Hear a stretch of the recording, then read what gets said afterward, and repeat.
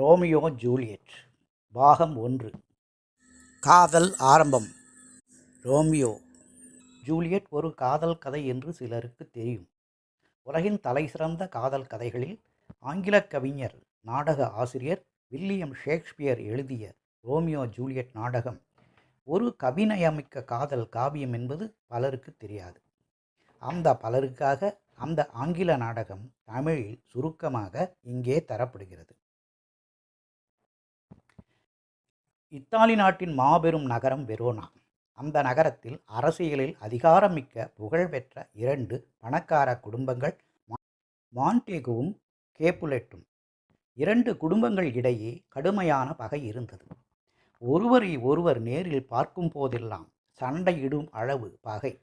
மாண்டேக குடும்பத்துக்கும் கேப்புலெட் குடும்பத்திற்கும் சண்டையுடனே கதை ஆரம்பிக்கிறது. மாண்டேகு மகன் ரோமியோ மாண்டேகுவை அவனுடைய உறவினரான பென்வோலியோ சந்திக்கிறான். "வணக்கம் ரோமியோ நண்பனே, என் வருத்தம் நீண்டதாக இருக்கிறது" என்கிறான் ரோமியோ. "எதற்கு வருத்தம்? ஏதாவது காதல் பிரச்சனையா?" என்கிறான் பென்வோலியோ.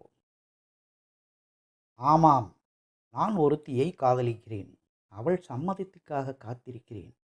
பார்வைகளின் வெப்பத்தில் எழும் புகைதானே காதல். அது காதலன் கண்களில் கனல் ஆகிறது.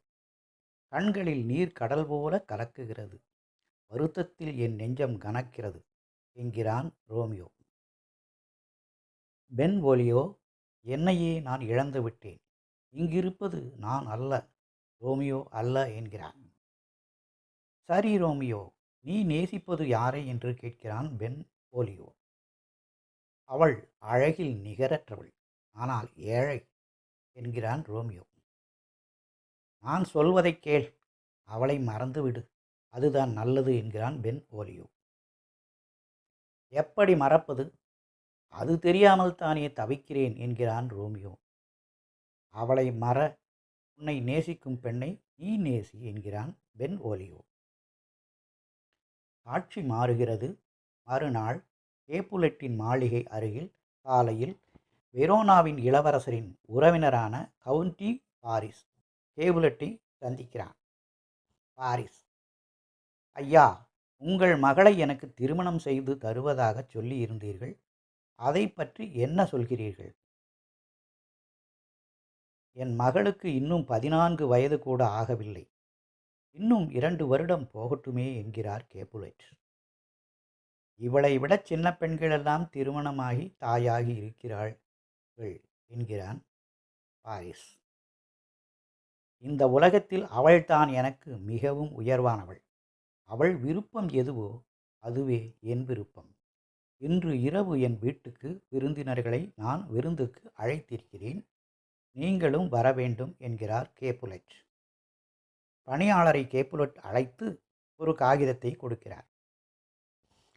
"இதில் இருக்கும் முகவரியில் உள்ள விருந்தினர் வீடுகளுக்கு போய், இன்றிரவு நம் வீட்டில் விருந்து இருக்கிறது, கண்டிப்பாக நீங்கள் வரவேண்டும் என்று அழைத்து விட்டு வா." பணியாளர் வெளியே செல்கிறார். "என்ன எழுதியிருக்கிறார்? எதுவும் புரியவில்லையே" என்கிறார் பணியாளர். வழியில் ரோமியோவையும் பென்வோலியோவும் சந்திக்கிறார். "இதை கொஞ்சம் படித்து காட்டுங்களேன், படித்தால் சந்தோஷப்படுவீர்கள்" என்கிறார் பணியாளர். ரோமியோ பெயர்களை படிக்கிறான். ரோசலின், கைபால், இன்னும் நிறைய பேர் இருக்கிறார்கள். இவர்கள் எல்லோரும் வருகிறார்களா? "எங்கள் ஐயா தான் பெரும் பணக்காரர் கேப்புலெட். எல்லோரும் அவர் வீட்டுக்குத்தான் வருகிறார்கள். நீங்கள் மாண்டேகு குடும்பத்தைச் சேராதவராக இருந்தால் நீங்களும் வந்து ஒரு கோப்பை ஒயின் சாப்பிட்டு சந்தோஷமாக இருங்கள்" என்கிறார் பணியாளர். ரோமியோ: "கேப்புலெட் மாளிகை விருந்தில் நீ விரும்பும் ரோசலின் வருவாள். வெரோனா நகரத்தின் அழகான பெண்கள் எல்லோரும் வருவார்கள்.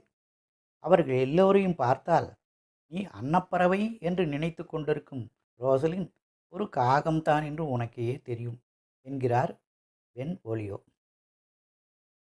"எல்லோரையும் பார்க்கும் சூரியனே அவளுக்கு நிகரான அழகியை பார்த்திருக்க மாட்டான்" என்கிறான் ரோமியோ.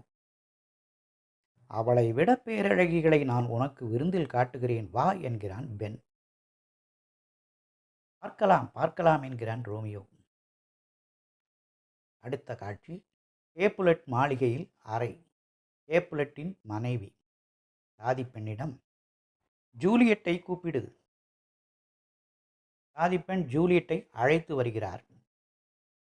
நான் பார்த்த குழந்தைகளில் மிகவும் அழகான குழந்தை ஜூலியட் தான் அம்மா.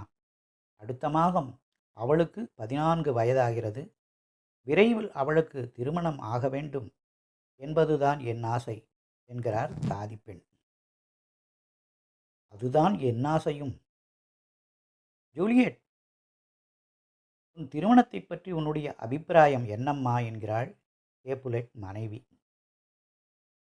திருமணத்தை பற்றி நான் எதுவும் நினைத்து பார்க்கவில்லை அம்மா என்கிறாள் ஜூலியட். இந்த வெரோனா நகரத்தில் உன்னை விட சின்ன பெண்கள் திருமணமாகி தாயாகிவிட்டார்கள்.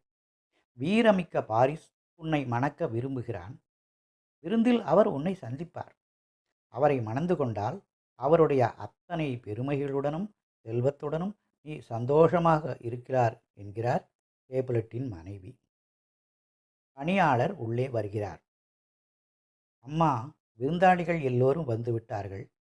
இரவு விருந்துக்கு வேண்டிய எல்லாமே அளவுக்கு அதிகமாகவே தயாராக இருக்கின்றன. வாருங்கள் அம்மா என்கிறான் பணியாளர். ரோமியோவும் வெரோனா இளவரசின் உறவினரும் ரோமியோவின் நெருங்கிய நண்பனுமான மெர்க்குடியோவும் பென்வோலியோவும் வருகிறார்கள். காதல் தேவதையின் சிறகுகளை கடன் வாங்கு காதலனே என்கிறான் மெர்க்குடியோ. காதல் சுமையின் கனத்தால் மூழ்கிக்கொண்டு இருக்கிறேன் நான் என்கிறான் ரோமியோ. காதல் மென்மையானது என்கிறான் மெர்க்குடியோ. அது கடுமையானது, கொடுமையானது, முல்லை போல குத்தி கிழிப்பது என்கிறான் ரோமியோ. ஐயா, நாம் தாமதத்தால் விளக்குகளை வீணாக்குகிறோம். வாருங்கள், கதவை தட்டிவிட்டு உள்ளே செல்வோம் என்கிறான் மெர்க்குரியோ. விருந்து தயாராகிவிட்டது. நாம் தாமதமாகத்தான் வந்திருக்கிறோம் என்கிறான் பென்வோலியோ. கேப்புலட்டின் மாளிகையில் ஒரு மிகப்பெரிய அறை. கேப்புலட்டும் அவர் மனைவியும் ஜூலியட்டும் குடும்பத்தினரும் விருந்தினர்களை வரவேற்கிறார்கள். நண்பர்கள் அனைவருக்கும் நல்வரவு. இசை ஆரம்பமாகட்டும். நாம் நடனத்தை ஆரம்பிப்போம் என்கிறார் கேப்புலட். அப்பொழுது அங்கே நுழையும் ரோமியோ அங்கே இருந்த பணியாளரிடம், அங்கே நிற்கிறாளே ஒரு அழகான பெண், யாரது என்கிறான். தெரியாது ஐயா என்கிறான் பணியாளர். இந்த ஒளி விளக்குகளை இவளிடம் இருந்துதான் ஒளியை பெறுகிறதா? விலை உயர்ந்த ஆபரணம் போல் இவள் உலகில் காண முடியாத பேரழகி. காக்கைகளுக்கு நடுவே பனி போன்ற வெண்புறா இவள். என் வலிய கரங்களுக்கு இவள் கரத்தை தொடுவதே ஒரு வரமாகும். இன்று இரவு வரை இதுபோல ஓர் அழகியை நான் பார்த்ததே இல்லை என்கிறான் ரோமியோ. ரோமியோவின் குரலை கேட்டான் கேப்புலட்டின் மைத்துனன் மகன் டைபால்ட். இவன் குரலை கேட்டால் மான்டேகு குடும்பத்தைச் சேர்ந்தவன் என்று தோன்றுகிறது. இவனுக்கு எவ்வளவு துணிச்சல்! நம் உறவினர்களின் கௌரவத்திற்காக இவனை கொல்வது பாவமே இல்லை என்கிறான் டைபால்ட். அங்கே என்ன சப்தம் என்கிறார் கேப்புலட். மாமா, இவன் மான்டேகு குடும்பத்தைச் சேர்ந்தவன். இன்றைய இரவில் நம் சந்தோஷத்தை கெடுப்பதற்காக இவன் வந்திருக்கிறான் என்கிறான் டைபால்ட். இளைஞன் ரோமியோவா அவன்?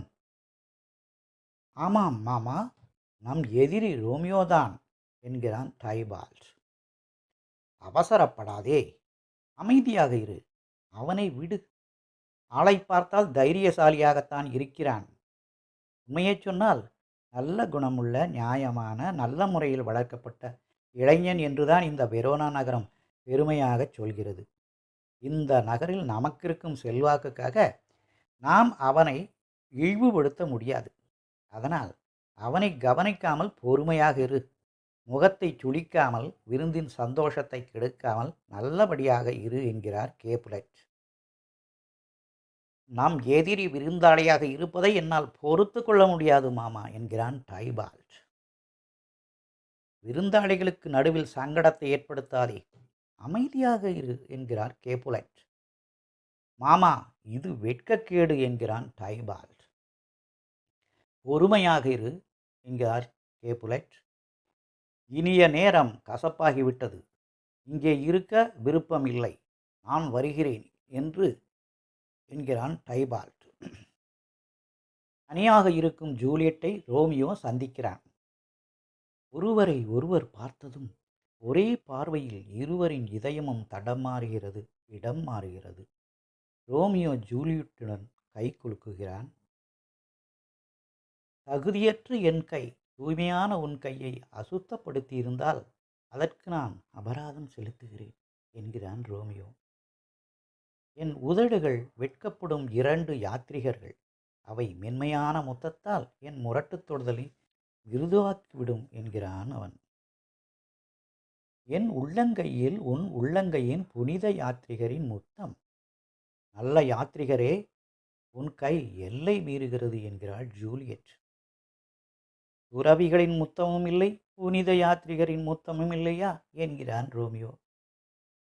யாத்ரிகரே, உதடுகள் பிரார்த்தனையை உச்சரிக்க வேண்டும் என்கிறாள் ஜூலியட். என் உதடுகளின் பிரார்த்தனையை நீ நிறைவேற்ற வேண்டும், இல்லையென்றால் என் நம்பிக்கை ஏமாற்றம் தந்துவிடும் என்கிறான் ரோமியோ. துறவிகள் மாறுவதில்லை, ஆயினும் பிரார்த்தனை நிறைவேறும் என்கிறாள் ஜூலியட். அப்படியானால் அசையாமல் இரு என்கிறான் ரோமியோ. பிரார்த்தனையின் பலனை நான் எடுத்துக்கொள்கிறேன்.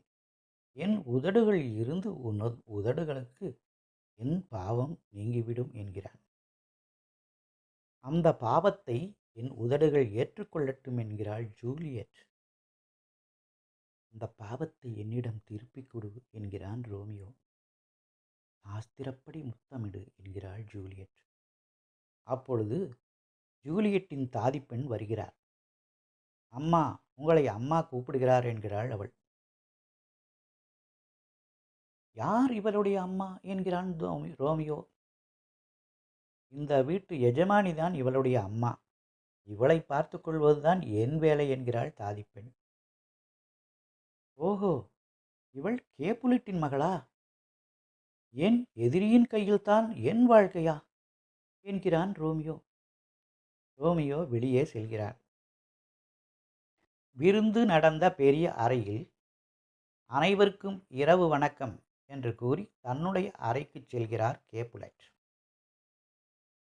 நீ பேசிக்கொண்டு இருந்தாயே, அவர்தான் ரோமியோ, உங்கள் எதிரியான மாண்டேகுவின் மகன் என்கிறாள் ஆதிப்பெண். என்ன, என்னுடைய காதல் என்னுடைய எதிரியின் உடனா என்று வியக்கிறாள் ஜூலியட். ஜூலியட்டின் காதல் ஆழமானது.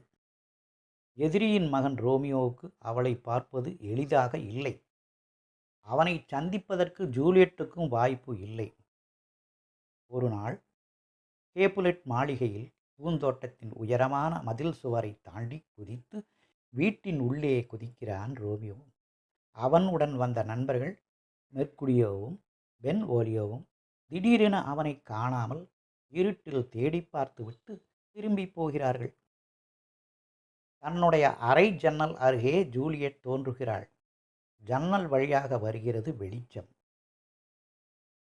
வெளிச்சம் வருகிறதே, இதுதான் கிழக்கா? ஜூலியட் தான் சூரியனா? அழகிய சூரியனே, எழுந்து வா. அவள் அழகை கண்டு பொறாமையில் தேயும் நிலாவை அழித்துவிடு. அவளை விட அழகாக இருக்கிறாளே, இவள் என்னுடையவள்தான், என் காதலிதான். ஏதோ பேசுகிறாள், என்னவென்று தெரியவில்லையே. வானத்து நட்சத்திரங்கள் 2 தோன்றுகின்றனவே, அதுதான் முகமா? விளக்கின் ஒளியை தோற்கடிக்கும் சூரியன் ஒளி போல நட்சத்திரங்களின் ஒளியை நாணச் செய்யும் இவளின் கன்னத்தின் பிரகாசம். இரவில்லை என்று பறவைகள் பாடிவிடுமோ? தன் கைமேல் கன்னத்தை சாய்க்கிறாளே, அவள் கை மீது கையுறையாக நான் இருந்தால் அவள் கன்னம் தொடும் பாக்கியம் கிடைத்திருக்கும் என்கிறான் ரோமியோ. ஏ, தான் என்று கூப்பிடுகிறாள் ஜூலியட். ஆஹா, ஜூலியட் தான் பேசுகிறாள். காற்று வெளியில் நீந்தும் மெதுவாக நகரும் மேகங்களை அவள் கட்டுப்படுத்தும் போது சொர்க்கத்தின் சிறகு பொருந்திய தேவதை என் தலைக்கு மேல் தோன்றுவதைப் போல இரவின் மகத்தான பிரகாசமான தேவதை நீ பேசு, பேசு, மீண்டும் பேசு என்கிறான் ரோமியோ. ரோமியோ, ரோமியோ, எங்கிருக்கிறாய் ரோமியோ என்கிறாள் ஜூலியட். உன் பெயரை மறந்துவிடு, உன் தந்தையின் பெயரை மறந்துவிடு. என் காதல் மீது ஆணையாக நானும் கேப்புலெட் மகள் அல்ல, நீ நீயாக இரு. மாண்டேகு என்பது என்ன? அது கையா, காலா, தோளா, முகமா, அல்லது வேறு அங்கமா? பெயரில் என்ன இருக்கிறது? ரோஜாவை வேறு எந்த பெயரில் அழைத்தாலும் ரோஜா ரோஜாதானே, அதன் மனம் இனிமையானது தானே. ரோமியோ, உன் பெயரை விடு, என்னை நீ எடுத்துக்கொள். உன் வார்த்தைகளை நான் ஏற்றுக்கொள்கிறேன் என்கிறான் ரோமியோ. இனி நான் ரோமியோ அல்ல, உன் காதலன் மட்டுமே. என் பெயர்தான் உனக்கு எதிரி என்றால் அந்த வார்த்தையையே நான் கிழித்து விடுகிறேன் என்றான் ரோமியோ. நீ சொல்லும் நூற்றுக்கணக்கான வார்த்தைகளை என் செவிகள் இன்னும் கேட்கவில்லை. ஆனாலும் கேட்டது போல் உணர்கிறேன். ஆமாம், தோட்டத்து மதில் சுவர்கள் மிகவும் உயரமானவை, யாரும் ஏறி வர முடியாது. நீ எப்படி இங்கே வந்தாய்? என் குடும்பத்தினர் யாராவது உன்னை பார்த்தால் நீ உயிருடன் திரும்ப முடியுமா என்கிறாள் ஜூலியட். காதலின் மெல்லிய சிறகுகளால் நான் மதில் சுவரை தாண்டி வந்தேன். அச்சுவர்கள் காதலை தடுக்க முடியுமா? உன் குடும்பத்தினர் தான் தடுக்க முடியுமா என்கிறான் ரோமியோ. ஐயோ, அவர்கள் உன்னை பார்த்தால் கொன்று விடுவார்களே என்கிறாள் ஜூலியட். இந்த இரவின் இருட்டு என்னை காப்பாற்றும். நீ என்னை காதலிக்கிறாயே, அது போதும். அவர்கள் கண்டுபிடித்தாலும் பரவாயில்லை. உன்னுடைய காதலுடன் என் உயிர் போனாலும் பரவாயில்லை என்கிறான் ரோமியோ. யார் சொல்லி என் இடத்தை கண்டுபிடித்தாய் என்கிறான் ஜூலியட். என் காதல் ஒருவரிடம் விசாரிக்கச் சொன்னது. அவர் சொல்லி நான் இங்கு வந்தேன் என்கிறான் ரோமியோ. தொலைதூரக் கடலில் கரை தேடும் முயற்சியோடு உனக்காக நாடும் ஈடுபடுவேன் என்கிறான் ரோமியோ. சந்தோஷக் கடலில் நான் மிதக்கிறேன். உண்மையிலேயே என்னை நீ காதலிக்கிறாயா? காதலில் பொய் சொல்வதும் உண்டு. உண்மையிலேயே என்னை நீ காதலித்தால் அதை விசுவாசத்துடன் கூறு. நீ காதலி சொன்னதும் நான் உடனே சம்மதித்தால் என்னை மலிவாக நினைத்து விடாதே. நான் கோபப்பட்டால் காதலை மறுத்து விடுவேன். அதனால் நீ வருத்தப்படுவாய். என் அன்பு ரோமியோ, உண்மையாக நான் நேசிக்கிறேன். என்னை நம்பினால் நான் மிகவும் உண்மையாக இருப்பேன் என்கிறாள் ஜூலியட். தனி மரங்களின் உச்சியை பளபளக்க வைக்கும் அந்த வெண்ணிலா மீது ஆணையாக என்கிறான் ரோமியோ. ஒவ்வொரு மாதமும் தேய்ந்து வளரும் நிலையற்ற அந்த நிலா மீது ஆணையிட வேண்டுமா என்கிறாள் ஜூலியட். பின் எதன் மீது ஆணையிட ஜூலியட் என்கிறான் ரோமியோ. வேறு எதன் மீதும் சத்தியம் செய்ய வேண்டாம். நான் கடவுளாக மதிக்கும் உன் மீதே நீ சத்தியம் செய். நான் உன்னை நம்புகிறேன் என்கிறாள் ஜூலியட். என் இதயத்தின் அன்பான நேசமே என்கிறான் ரோமியோ. நல்லது, சத்தியமே வேண்டாம். நான் உன்னை கண்டு சந்தோஷப்படுகிறேன். இந்த காதல் அரும்பு அடுத்த முறை நாம் சந்திக்கும்போது அழகான மலராகட்டும். என் நெஞ்சிலும் உன் நெஞ்சிலும் இனிமை நிறையட்டும். நல் இரவாகட்டும், இனிய இரவாகட்டும் என்கிறாள் ஜூலியட். திருப்தி இல்லாமல் நீ விலகுவாயா என்கிறான் ரோமியோ. என் காதல் கடல் போல எல்லையற்றது, ஆழமானது. எவ்வளவு காதலை நான் கொடுத்தேனோ அவ்வளவு காதல் என்னிடமும் உள்ளது. இரண்டுமே எல்லையற்றது என்கிறாள் ஜூலியட். உள்ளே அழைக்கும் ஓசை கேட்கிறது. இனிய ரோமியோ, என்னிடம் உண்மையாக இரு. கொஞ்சம் பொறு, மறுபடியும் வருகிறேன் என்கிறாள் ஜூலியட். உள்ளே செல்கிறாள். ஆசீர்வதிக்கப்பட்ட இரவு இது. இந்த இரவில் நடந்ததெல்லாம் கனவா கனவா என்கிறாள் என்கிறான் ரோமியோ. மீண்டும் ஜூலியட் வருகிறாள். 3 விஷயங்கள் ரோமியோ. உன் காதல் கௌரவமானது என்றால் நம் திருமணச் சடங்குகள் எங்கே எப்பொழுது என்பதை பற்றி எனக்கு செய்தி அனுப்பு. நான் தயாராக வருவேன். என்னுடைய அதிர்ஷ்டம் எதிர்காலம் எல்லாம் உன் காலடியில் வைக்கிறேன். என் பிரபுவே, உலகில் நீ எங்கு சென்றாலும் உன்னை பின்தொடர்ந்து நான் வருகிறேன் என்கிறாள் ஜூலியட். என் ஆன்மா திருப்தி அடைந்து என்கிறான் ரோமியோ. 1000 முறை இரவு வணக்கம் என்கிறாள் ஜூலி. என்ன நடந்தது? ரோமியோ ஜூலியட் பாகம் 2 தொடரும். இந்த காணொளியை பார்த்ததற்கு நன்றி. என்னுடைய ராமமூர்த்தி பிஆர் சேனலை சப்ஸ்கிரைப் செய்யுங்க, லைக் பண்ணுங்கள், ஷேர் பண்ணுங்கள். என்னுடைய மற்ற காணொளிகளையும் பார்க்கவும். வணக்கம்.